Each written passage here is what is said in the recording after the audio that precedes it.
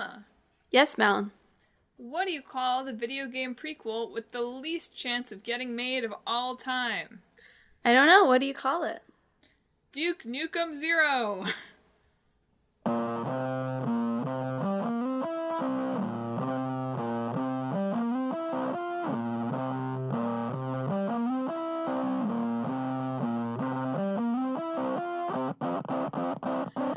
Hello, and welcome to Talk This. It's dangerous to podcast alone.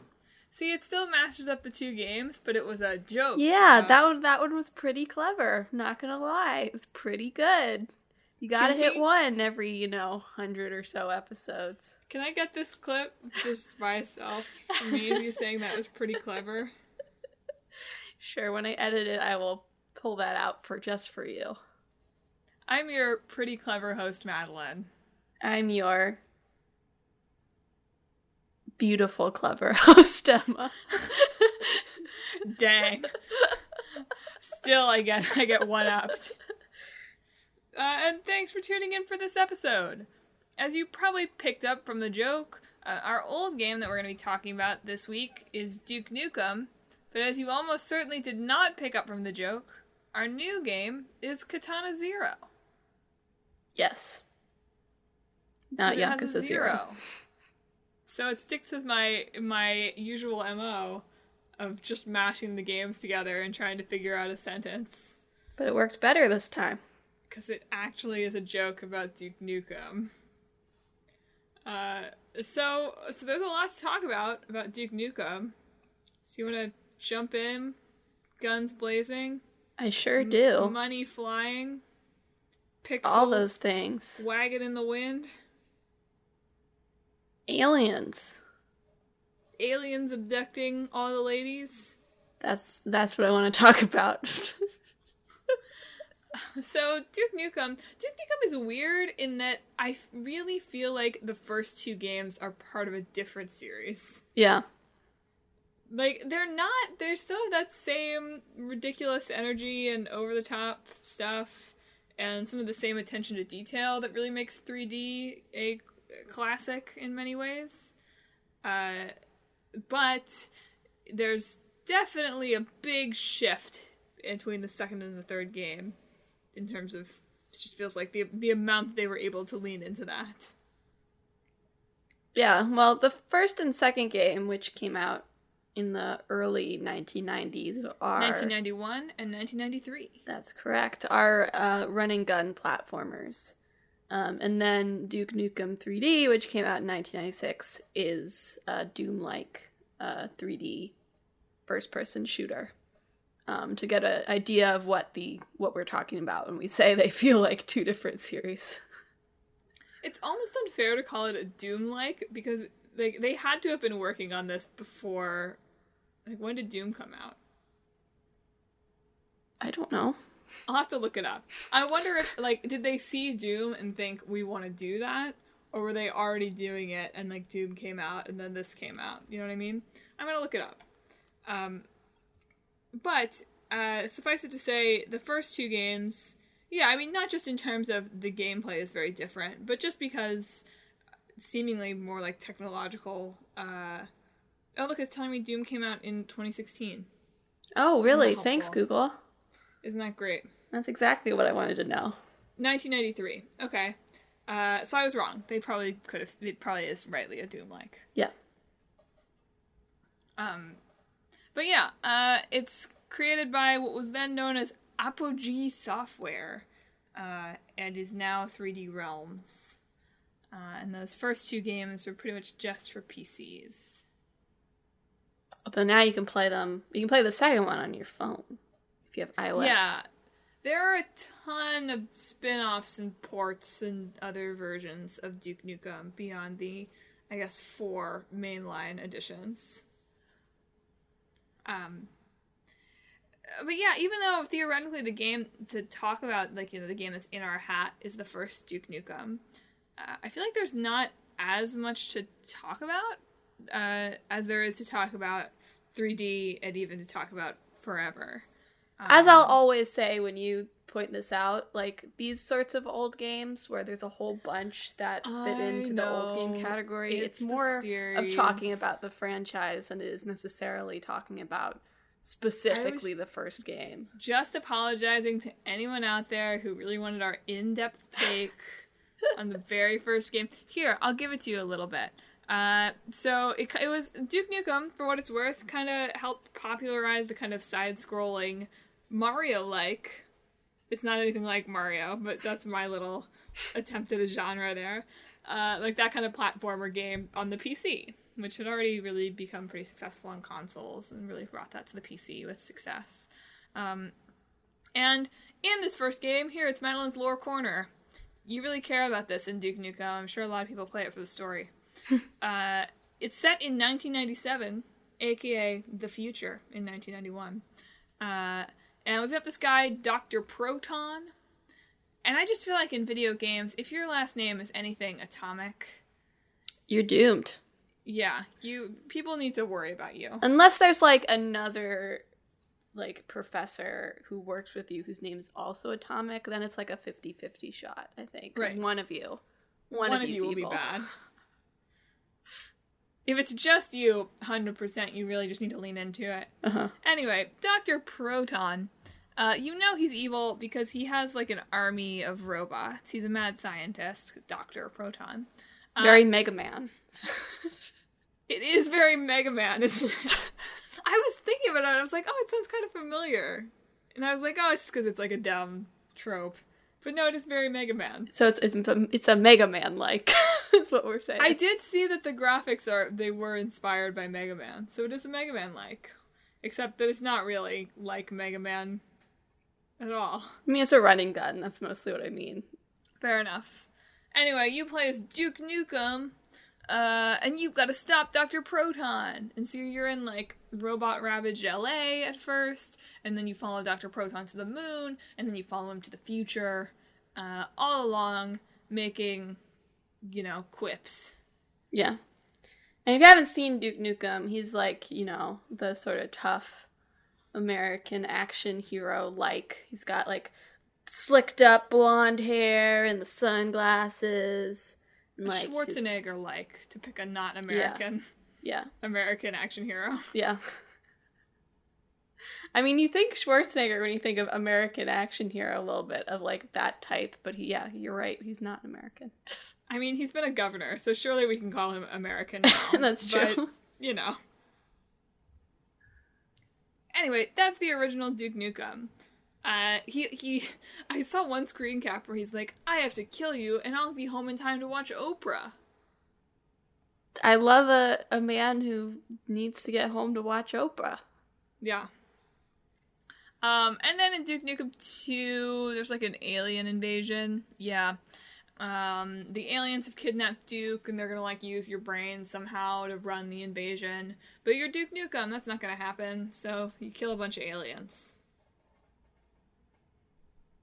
The aliens continue into Duke Nukem 3D, so they become a feature. Yes. The aliens are a running theme. And it seems to me, from what I've read, these first two games sold well enough that the company, like, latched on to Duke Nukem. It seems like 3D Realms had a history of, like, they didn't really make sequels. They would make things that, like, were sequels, but they would call them something else and reskin them. So the fact that they stuck with Duke Nukem means that they liked him. Mm-hmm.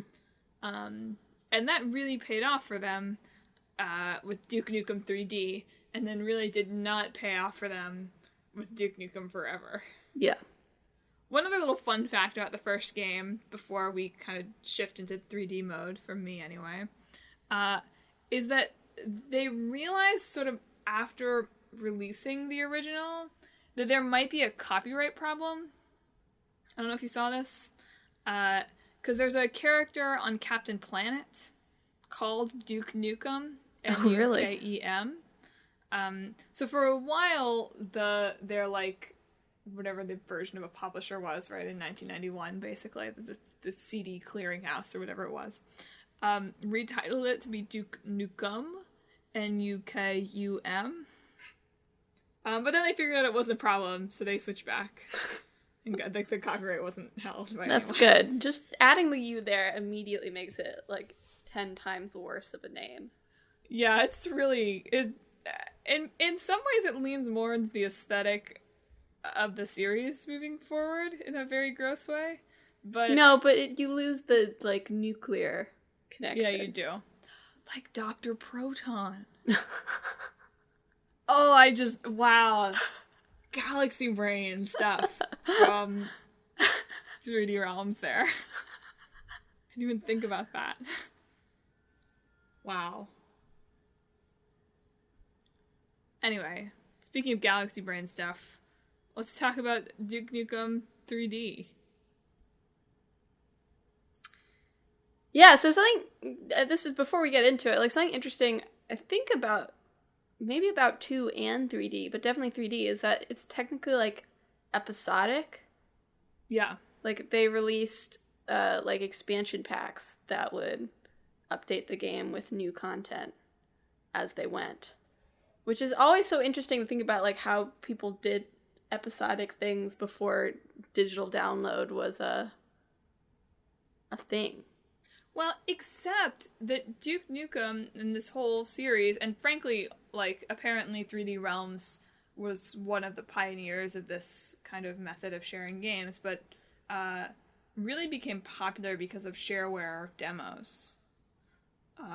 Which I, to my understanding, are sort of downloadable content. I guess so.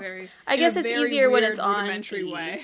I guess it's easier when it's on the PC, even back in the 90s, right? Because you would have internet. You had something that at the time was called internet. Yes. Yes. So that was one of the ways that the game became very popular. Is that like in some ways all of the games are kind of episodic, right? They're very clear kind of level stages. Mm-hmm.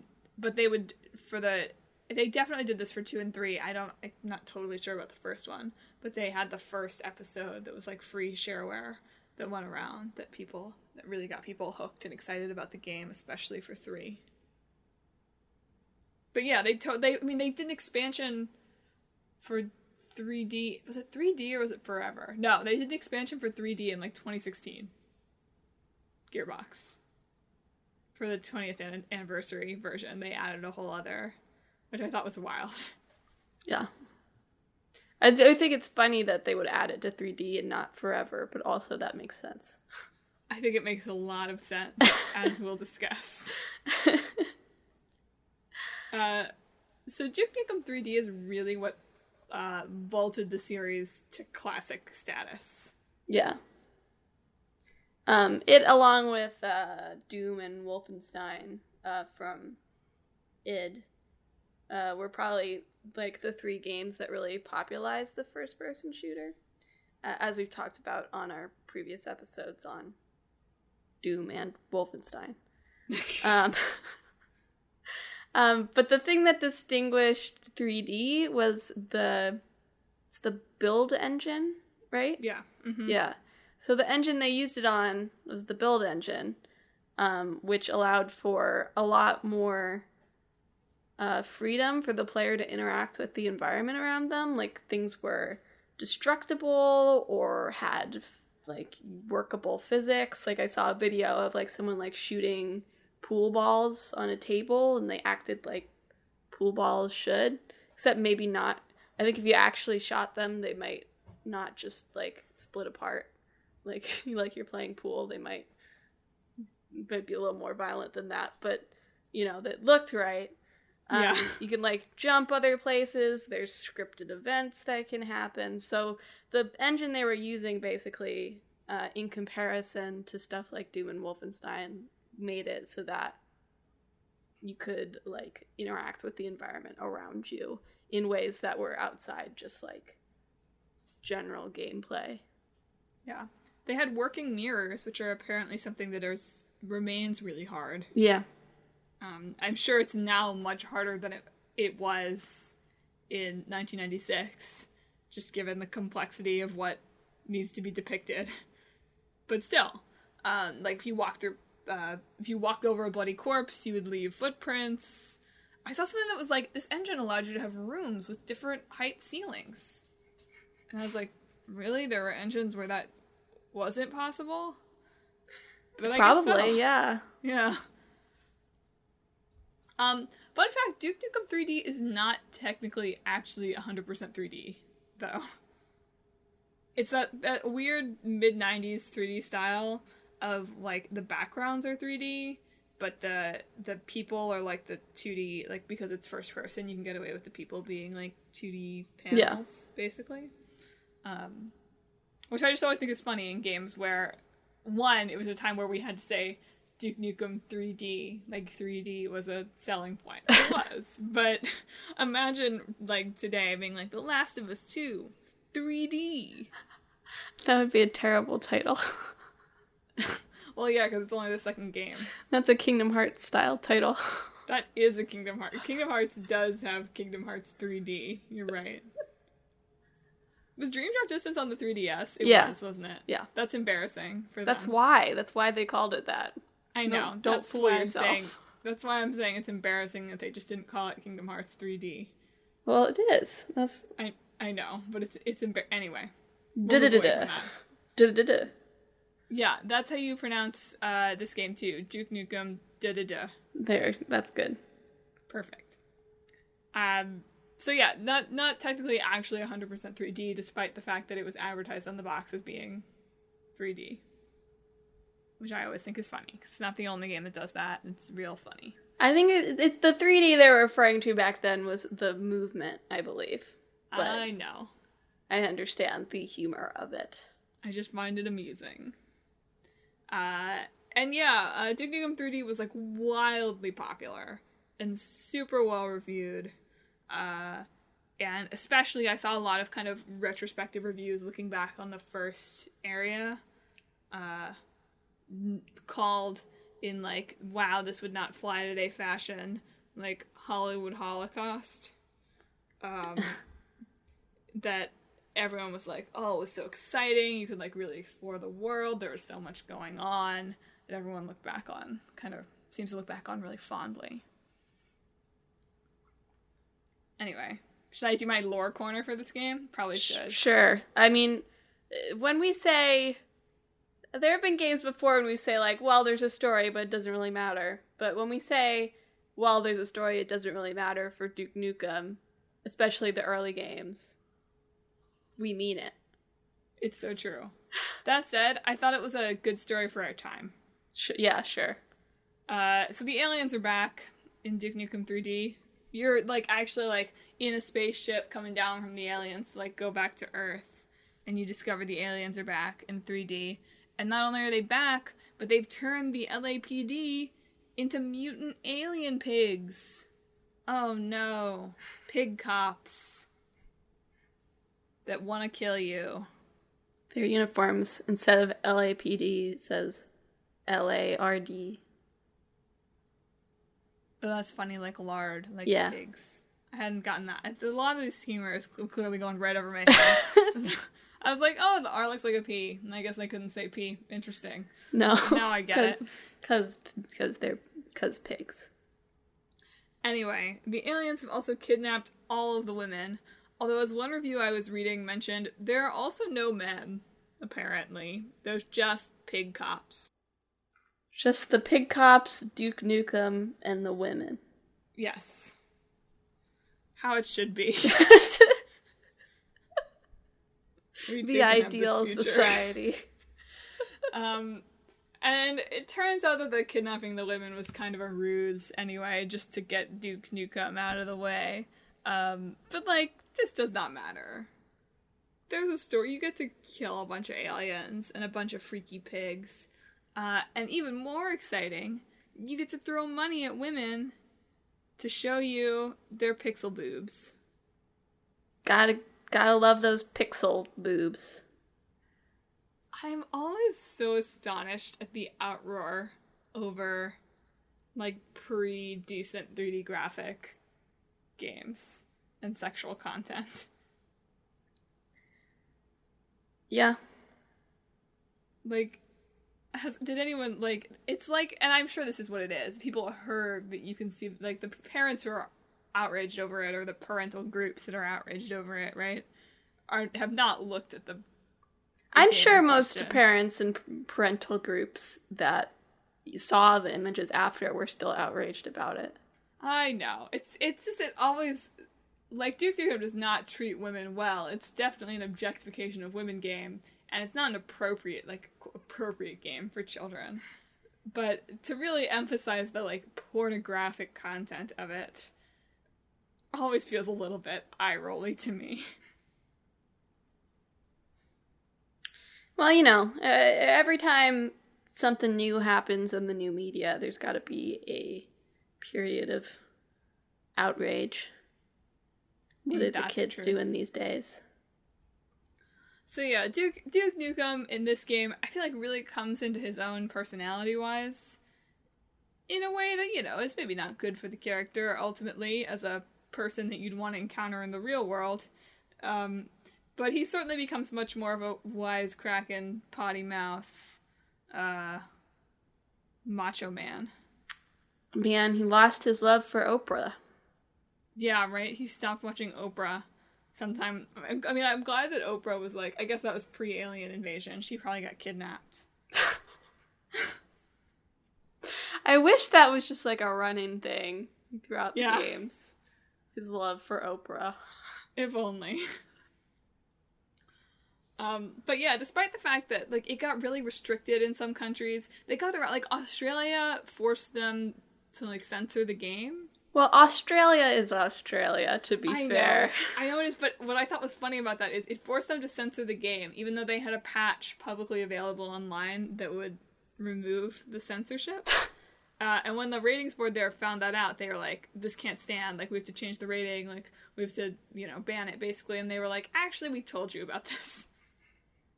And, like, somewhere they had told them about this patch, so the rating couldn't be changed. Oh, wow. Sneaky. Sneaky getting past Australia's rating board. Hey.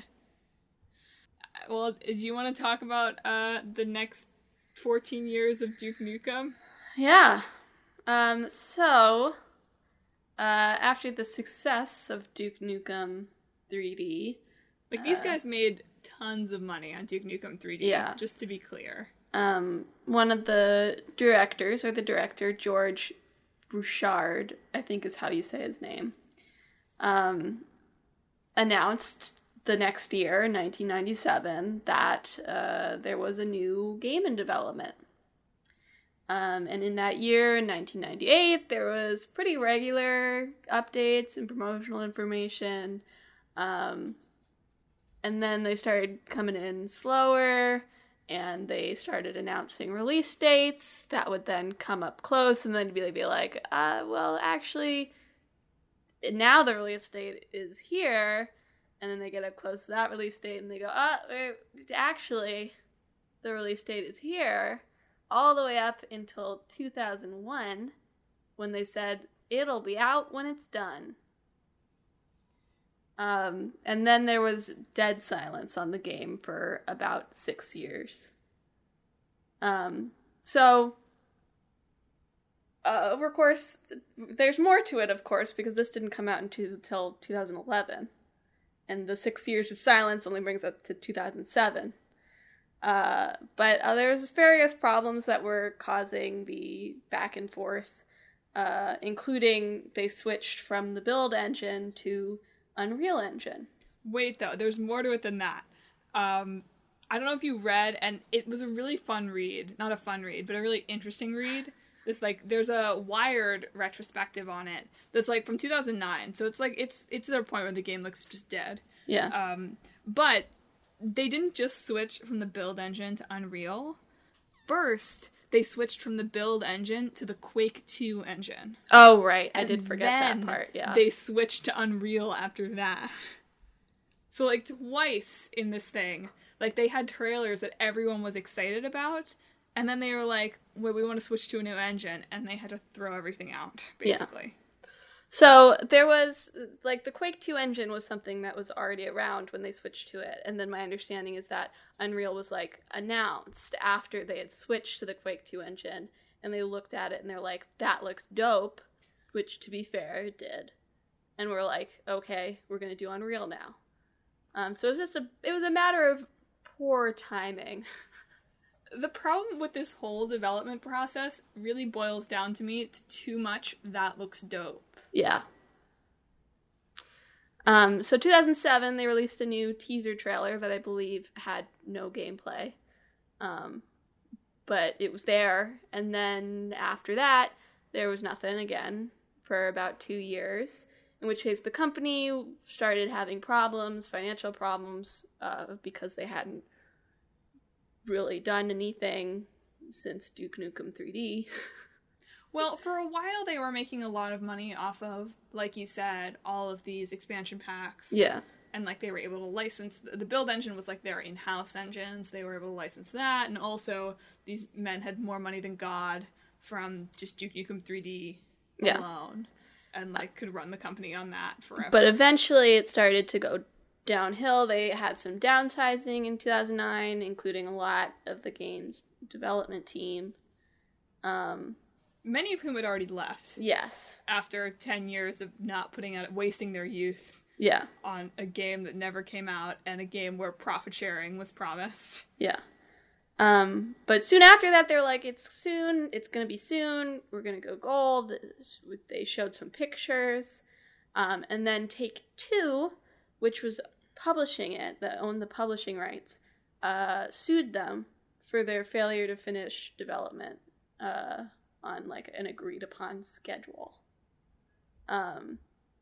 And 3D Realms fought this, and the case went on for a while, and then eventually they were like, neither of them wanted to deal with it anymore, so it just was settled in 2010. And then later in 2010, George Bouchard met with the awful... Randy himself, who I will be glad when he's not around anymore. Apparently he started his career, like, working on Duke Nukem, though. Yes, right. He had been working on Duke Nukem in his early career, and then had, like, created or worked at Gearbox. And so George Bouchard came to him and was like, help us. He was like, sure, I love Duke Nukem. Gearbox of course he loves Duke Nukem. Yeah. Like, it makes so much sense. Yeah, they agreed to help them release it. They announced a release date of May 3rd for North America and May 6th for the rest of the world, and then they delayed it again by a month? 2 months. The shortest delay in Duke Nukem Forever history, as it was... 2 months?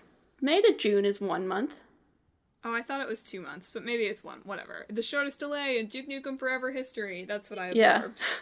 Which is funnily, like, they had a June 10th international release date and then a North American release of June 14th. That is funny. So they switched it around for some reason. And then it came out to... bad reviews. Yeah. Which, I mean, should not have been shocking, considering this is a game that started development in the 90s and was coming out in the 2010s. And to be clear, right, it's not like... I mean, Gearbox essentially bought the rights to future Duke Nukem games. And it's my understanding that was part of the lawsuit dying down as well. That, like, Take-Two publishes Gearbox games, and so, like... they kind of chilled out because they were going to publish this game. Who knows? It's 2K's Gearbox. Maybe I'm wrong. Whatever. I believe 2K and Take-Two are two different entities. But I understand why it's confusing. Maybe I misread something. This whole release process was extremely convoluted and confusing. It eventually came out, but it was a 90s game being released in the 2010s. Right. So the point I was actually trying to make was that they didn't, like, take the title Duke Nukem Forever and create their own game from it. Randy didn't want to spoil the creative vision of the game. I don't know why that's how I have to say his name, but it is. So they really just literally, like, took the game that was already, you know, partially made and made that game. And it involves you peeing and then pulling a turd out of a toilet. Classic. Classic. And that pretty much, they've used Duke Nukem, Gearbox has, and a few other properties, but that's pretty much the end of him as a franchise. I think in 2017, some people from Gearbox just said there was basically no interest in developing any further Duke Nukem titles. It was really fascinating to me to read about this development process because, well, it hit home a couple of things that I don't think about very often, which is number one, part of the reason this game took forever to finish, and we'll switch to Katana Zero after this because I'm eager to talk about it too, is that for a long time, they did not really have a publisher. Take-Two was not even their original publisher. They had some other company that they had, taken, a really small advance for what this game was going to be, like a $400,000 advance from, that, Take-Two bought those rights from that company eventually. But, because these guys had so much of their own money from Duke Nukem 3D, they didn't need a publisher. And so because they didn't have anyone,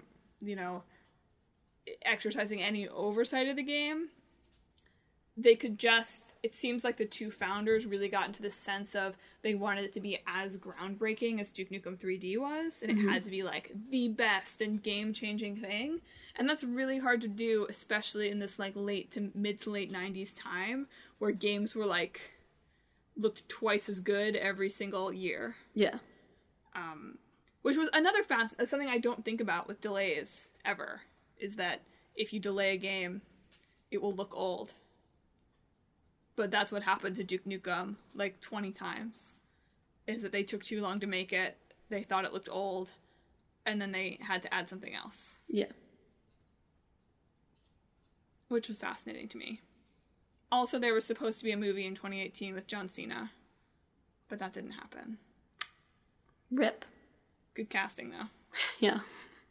I was like, yeah, I don't know who got him to agree to that, but, good casting there. Anyway, I found it really fascinating to read about that whole process from a really morbid kind of way. Yeah. And so for a game that I have, zero interest in, it was really interesting to read about. So you ready to talk about Katana Zero? Speaking of Zero. Zero interest. Katana Zero. Yeah. Tell us about Katana Zero. You played it. I did. I think I've played probably 2/3 to 3/4 of it now. I'm not done with it. Assuming that it ends where it seems like it's going to end, which I feel like is probably reasonable. So Katana Zero is a 2D samurai platformer. Yep. From ASCII Soft, published by Devolver Digital, last April. By which I mean April 2019, not April 2020, since I guess we're far enough from April 2020 now that it could conceivably be referred to as last April. Last year's April. Last year's that could April. Also be April 2020. Stop that. And in Katana Zero, you play as a samurai dude, apparently named Zero, as Wikipedia told me, but that has not become clear to me in playing the game. But really, you seem to be known as this serial killer, the Dragon, which is a pretty cool serial killer name, as serial killer names go. It's not like the Face Ripper, it's like the Dragon. Mm-hmm. And so you are a veteran of some sort of ill-defined war with the Cro-Mags.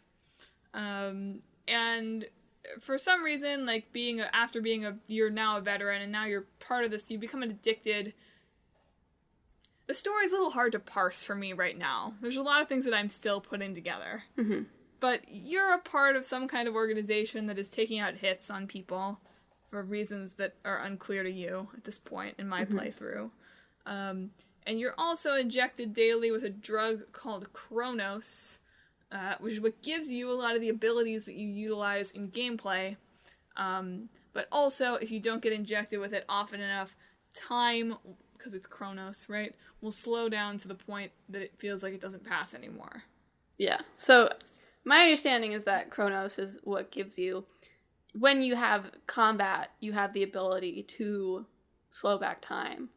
Or also, when you die, like, I don't know if this is an actual thing in the story, but the mechanic is that it rewinds back to the start of the stage.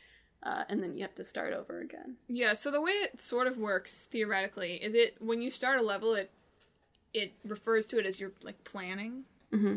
And then once you get through it, it comes up with a screen that's like, yes, that should work. And then it plays through. So the way I understand it, and this plays out in some of the scenes more like halfway through the game as well, is you can kind of like rewind and remember what you did as part of the functions of the drug.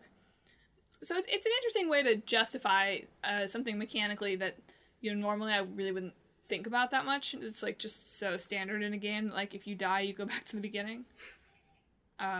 But it's a neat little way to justify that and make it kind of part of the world that you're playing in. Katana Zero is really what this is going to sound so dumb, but I was thinking about it and I was like, no, I really feel this way. Katana Zero is what I wish Souls-likes felt like. Because it's speedy? Because it's speedy, and that if I screw up, it rapidly takes me back without any consequence, and I can try again. Yeah. Yeah, it feels... I was watching a little bit. I watched maybe, like, the first 20 minutes of it to get a sense of what the gameplay is like. And the way it resets you to the front of the level reminded me a lot of Celeste. In that it's a pretty... Like, it depends on what map you're on. Some are bigger than others, but it's a pretty minimal punishment, and it happens so quickly that you're able to try again relatively fast without having to wait for any loading screens or like a you died message, or really it just like takes you back and then you retry. Yeah. That's something that I really appreciated about this game, is the lack of loading screens and the kind of instant transitions.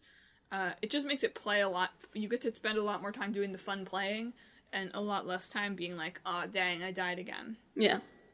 And that for me has really helped out with... I guess I should explain the gameplay of this first, right? You're like a samurai dude, and you have to, basically you're infiltrating different areas to kill whoever your target is that day. And in doing that, there are, you know, little guards that walk around, and some of them can fight hand to hand, and some of them are annoying and have guns. And generally you have to kill all of them to, like, progress through the level into the next space. So in many ways, it's not that different from the original Duke Nukems. Mm-hmm. Except that you're a samurai and not a gun dude. Although there are all sorts of various projectiles with different effects that you can pick up and throw as well. It's also a one-hit kill situation, so yes. You have to get through each map without getting hit. Which is normally something that would be, again, very frustrating to me. And normally... if you've listened to the show for, like, any length of time, you'll know that I have very little patience for having to replay things. Mm-hmm. Like, once I've figured out a puzzle, I generally get annoyed and frustrated very fast if it's, like, I have to do that 20 times to get to the one that I haven't figured out, like, 3 puzzles along the way. Yeah. That generally is something that I just, like, don't tolerate well in games at all. It's, like, arcade mechanic, not where I'm at. Not my jam. But there have been very few times I've played probably 2.5 to 3 hours of what I think is a 4-hour game, of Katana Zero. There have been, only a handful of times where I started to feel irritated about having to do the first part of a level over again. And that may be because this game is not, like, super, super hard. But... yeah, it's only occasionally where it's like, oh, I have to wait for the guards to line up in the right way, even though I've already done this, like, 12 times, that I've gotten annoyed. Because it resets in, like, 2 seconds, so there's no punishment. It's like, if I screw up and I walk into the guard and he punches me, like, no big thing, I'll do it again. Mm-hmm. The other aspect of the gameplay is there's a sort of real-time conversation system in which when you talk to people, you have the option to sometimes cut them off with an initial dialogue choice, or you can wait for them to continuously speaking, and then it gives you other options that you can respond to them with. That can affect, like, I think it can affect, like, how your missions go, or various other aspects of the story as well. Yeah. Those stress me out. They do. I don't think that they're the kind of things that are actually going to have an impact, but they feel like they could, and that stresses me out. Like the second mission, for example, which again, you'll get to in like half an hour of the game. Each day, or most days, start off with you talk to your therapist, who's also the person who gives you Chronos. Don't think that the therapy profession is going to come out looking good from this game. Yeah. That's one point to make. To be fair, having watched just a little bit of it, I'm pretty sure he's not a real therapist. I mean, yes. That's pretty clear to me as well. However, just like, I'm thinking back to that Coffee Prince episode that we watched on split screen with the terrible psychiatrist, and I was like, oh man, not again, Untalk this. We need some game where the therapist is the hero. Anyway. So your therapist, like, he talks to you. Also, this is another game. These pixel games, if the lead character has a ponytail, the character is a girl until somebody refers to them as a man for me. And it was pretty upsetting to me when this happened to me once again. I was like, this is cool. I'm a samurai lass. It was not a samurai lass. No. Oh, well. Anyway. I keep trying to get through this sentence about the therapist. You talk to the therapist, and he also gives you your dossier at the end of the day with, like, who you're supposed to kill that day. And he'll also sometimes call you with further instructions. So on the second day, he's like, you're gonna kill this, like, DJ guy. And he's like, don't talk to Electrohead. Don't talk to Electrohead at all. So, of course, I did. Mm-hmm. And he told me more about the drug. But I really try to... My way I've been playing through this is I try to lie to my therapist as much as I possibly can. Like, your character also has these recurring dreams, which it seems like are a bad thing for the character. Like, they're scary dreams, and it seems like it's bad that your character is having them. Mm-hmm. And the therapist would want to know so they could adjust your dosage of Chronos. Mm-hmm. But I categorically refuse to talk to my therapist about the dream. I just deny it. Health advice with Talk This. Never speak to your therapist. I mean, I do try to say as few words as possible, too. But mostly I'm just like, no, I'm sleeping fine. Yeah. All good. Yeah. I did have to reveal one. I should have cut him off earlier, but then I saw my dialogue choices and I had to tell him about a future dream where life and death visited me in comedy and tragedy masks. As they do. As they do. That's what I tried to tell my therapist. I was like, it's totally normal. I didn't have that as an option, but I would if I could have. The one thing I saw, I think I watched, like, the first 2 missions, and there's one where you have the receptionist at the front that you go talk to first. That was fun. And in the one I watched, they said that they were in cosplay to her, and then went forward. And then when they came out again, there was a guard there, and Zero was covered in blood, and they were like, excuse me. But then the receptionist was like, oh no, they're in cosplay. And just let Zero walk out. When I did that, I told her I was coming in to take a shower. And I left. I told her I said it was bath products. And she was like, he was taking a shower. Checks out. That one seems a little less. Seems a little more like the receptionist just is maybe in on it. Worked out. It was a bath product. That's good. Yeah, the story for this is getting increasingly dense as this goes along. In a way that I'm not sure. We'll see where it goes. Having read the whole synopsis, it feels like maybe their next game will be a sequel. Gotcha. Katana 1. Stop that. Or that there will be DLC at some point or something. Because it feels like it ends sort of open-endedly, I will say. Okay. That makes sense. It just feels like they've done a lot of setting up of this world in a way that does not feel like it could possibly be satisfactorily paid off in the, 3 days that I have remaining until I have to choose between life and death. Yeah. I hope I don't actually have to choose between life and death. I can't make choices in games anymore. It's like finishing your automaton. I'm like, Emma, what do I do? What do I do? And she's like not answering my text. I'm like, ah! Sorry, my phone was on silent. It's fine. You made a choice eventually. I did make a choice eventually, and I was like, I hope I don't regret it. And I sort of did.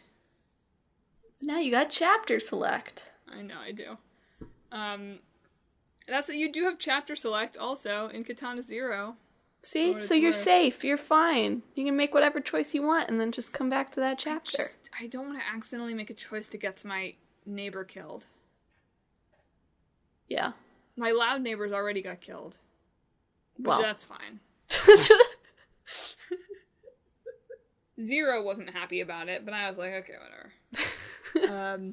But if my little neighbor gets killed, after already living in an unstable home, all I have to feed her is protein paste. It's something. It's not enough. Anyway. The most relatable part of the game is that 0 has to drink a cup of herbal tea to go to bed. I can't play it then. So foreign to me. Can't understand the experience of a tea drinker through video games. It won't happen. You're right. It's not possible. You were like, Madelyn, you should play Coffee Talk. I was like, I don't think so. But overall, Katana 0 has been really fun. And Clickbait Boyfriend says that it's fun to watch, too. That's another thing. You get a fun little replay when you finish. Yeah, to see how cool you look. Most of the time I don't watch it because I don't look that cool. Like, I'm just like, rah, flailing my sword, throwing things everywhere. But it does feel good when you get through a very long stage, long level, to watch back and be like, yes, I did this. Uh-huh. Yeah, it has a fun, overall it looks like it has a fun cassette tape sort of aesthetic, so. Yeah, the colors are fun. You can turn off blood splatter if you want. I wouldn't. It's satisfying. But if that's how you want to play, if you want to play bloodless, that option is available to you. And so far, my very light switch drift that I deal with right now has not been a problem for this game. Good. Because the drift is slightly up right now, which on a 2D platformer is not really a problem. Yeah. But yeah, I got it for like $5 because I had some Switch coins. But it was only $10 on the Switch. It was only a little more than that on computer. If I had to pay much more for it than that, I would probably be holding it to a slightly higher standard. But so far, it's been very fun. It's the rare Talk This game that I think I will actually finish. Well, you're so close, so it feels like you gotta. Well, I know that. I'm more into finishing games now anyway. But it's the rare game that I played for the podcast that I would have finished even if I wasn't in, finisher mode like I am right now. now. These days I'm really into finishing the games I play. Stop that. It's true. In the past just a month, funny sentence, that's all. I know it is. But it's relatable, isn't it, listeners? Isn't it relatable? It is relatable. Speaking of relating things, the mashup. These games are more similar than I anticipated them being. It's a first-person Katana. That's a lot. We're mashing it with Duke Nukem 3D. Is that the idea? Yeah. Okay. Otherwise, you're right, it's too similar. Yeah, like trying to mash two kind of pixely platform mayhem games. Yeah, it's just like you give Duke Nukem a sword. That's the mashup there. You give Zero a potty mouth. Yeah. Kind of already has one, honestly. I've been real rude to my therapist a few times. Been like, just give me my medicine! Just give me my medicine! Like 5 times in a row. Health advice with doctor. Just demand your medicine from your therapist. Don't put some words in my mouth. Okay, a 3D Katana. Yeah. An FPK. An FPK. I don't think there's a lot of first-person sword games. Maybe VR ones, but... We're not there. I'm not ready to count VR games in, like, the canon yet, you know? Yeah. But as first person, you've got a katana instead of a gun. There's some aliens. Yeah, there gotta be aliens. Like in Arrival, experience time differently than humanity. Okay. And so, you, in fighting the aliens, have to, like, learn how to experience time like they do. And then, you learn that? But okay, go on. Oh, that's what happens in Arrival. Spoilers. Too late. It's fine. You don't know what that means until you've watched Arrival. It's a fine movie. But you have to, like, learn how to experience time like they do. And then you use that ability against them in combat. I don't really know how that would express itself, but that's the concept. It's interesting. What if you are the alien? Maybe that's the twist. Stop that.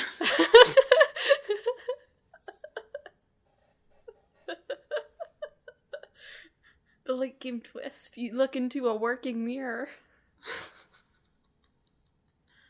Previously, all mirrors in the game didn't work, right? They were like fake mirrors. Yeah. And then you find one that actually works. You're just running by, and then out of the corner of your eye, you see something, and you look, and it's yourself.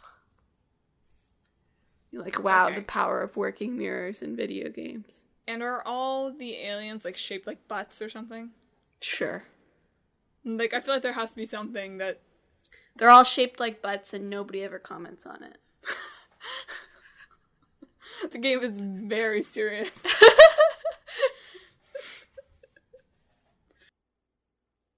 And the aliens, they want the woman, I guess. Sure. Why not? Why are you fighting them? Because they're threatening humanity. But you are an alien. But you don't know that. But everyone else does. That's you couldn't true. have, like, grown up on Earth. You look like a butt. Oh, you have, like, meetings with, like, your check-in person, and sometimes they say strange things that don't make sense to you because you think that you're human. They say things like, well, looking like that, or like, what, I'm handsome. And it's first person, so you can't actually see yourself. Right. So they're like, your okay, conception old of fart. yourself And, like, is like you really crack me up. a normal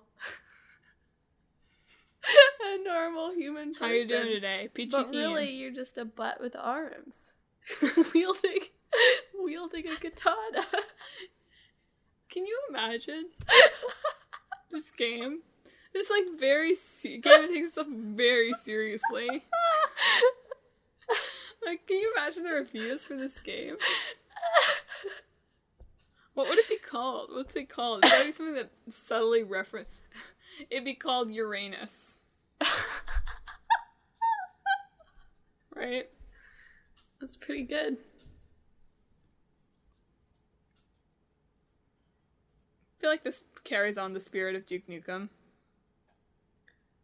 Yeah. I'm tickled by it, so... You're just, like, slashing up butts. Maybe there's, like, they don't all look like butts, but, like, all, like, something similarly juvenile and absurd. Right.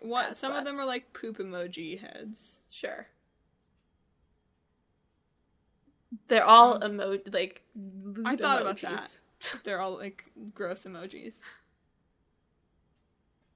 But I don't think that's right. I think that's not quite. That's too bright and colorful. Both these games are pretty bright and colorful, but I think the emojis it starts to feel trashy. This isn't a trashy game. It's a sophisticated game. This is art. But I'm happy with that start. I think that's a good foundation. Yeah. Uranus. Coming to consoles near you. After 15 years of development time. Yeah, this is going to take a while. We need to really get realistic butts. The cutting edge of butt physics. We need to jiggle just right. And every time we see a game that has a nice video game butt, we're going to have to completely throw it all out. We're going to be like, oh my god. Each individual hair on the butt is modeled with sophistication. And each enemy will pay their own unique cheeks. Okay. We've really absorbed the Duke Nukem like teenage boy mentality here at the end of the episode. It was inevitable. Well, folks, thanks for tuning in for another episode of Talk This. It's dangerous to podcast alone. I hope it was all it's cracked up to be. Ooh. Hey, listen, if you like the show, we don't normally make this many butt jokes. I don't know if that will dissuade you from listening or encourage you to listen. Probably the people that only like butt jokes are the only ones who are left, so sorry.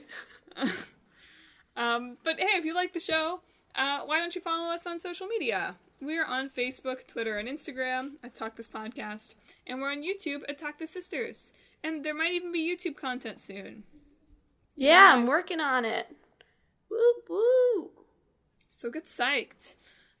You should also check out our website, www.talkthispodcast.com, where you can read more about the show, check out the games that are in the hat that Emma's about to pull from for our episode in 2 weeks, and read our blog, where you can follow long-running series, Clickbait Boyfriend, where my boyfriend is playing through the Kingdom Hearts games.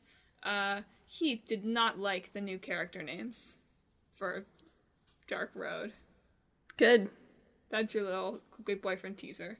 And Split Screen, where we're watching K-drama Coffee Prince, as I talked about in this episode, randomly enough, and My Hero Academia.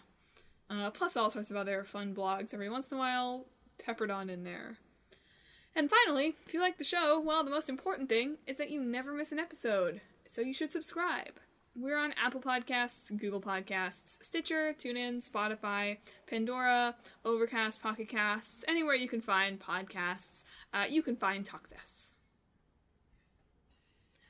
So, yeah. Emma, are you ready to pull some new games? I'm so ready.